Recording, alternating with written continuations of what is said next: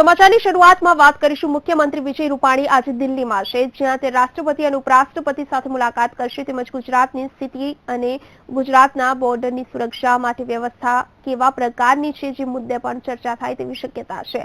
ત્યારબાદ સાંજે તે અમદાવાદ ખાતે પરત ફરશે।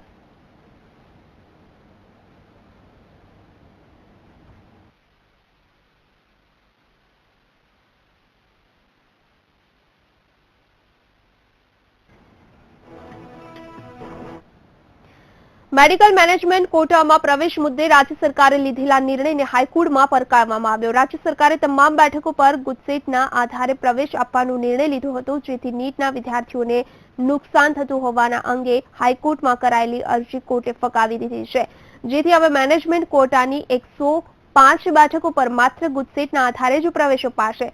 મેનેજમેન્ટ કોટાની 25% બેઠકો પૈકી 15% બેઠકો પર હાઈકોર્ટના અગાઉના ચુકાદાના આધારે હવે જેન્યુએન એનઆરઆઈને જ પ્રવેશ આપવાનો રહેશે, જ્યારે બાકી રહેતી 10% બેઠકો એટલે કે 105 બેઠકોનો મામલો હાઈકોર્ટ સુધી પહોંચ્યો હતો। આ 105 બેઠકોને 7 કોલેજોએ રાજ્ય સરકારને સરેન્ડર કરવાનો નિર્ણય લેતા આ બેઠક પર અગાઉ નીટના આધારે પ્રવેશ અપાતો હતો।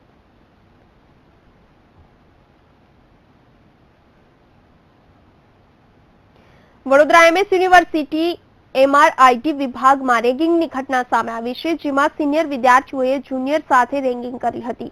રૂમ સફાઈ મામલે જુનિયરને માર માર્યો હતો। યુનિવર્સિટીના વિજિલન્સે તપાસ હાથ ધરી છે। આ મામલે તંત્રએ ગંભીરતા દાખવી આગળની કાર્યવાહી હાથ ધરી છે।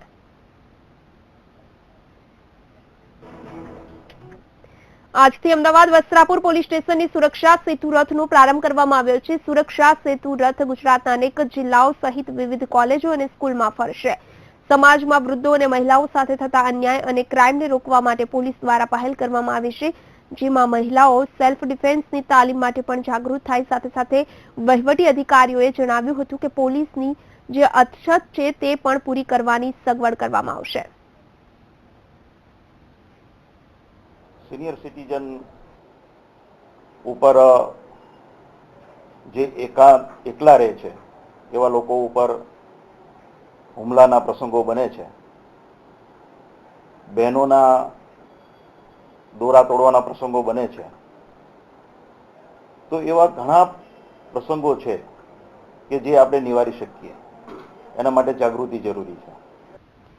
આજે એક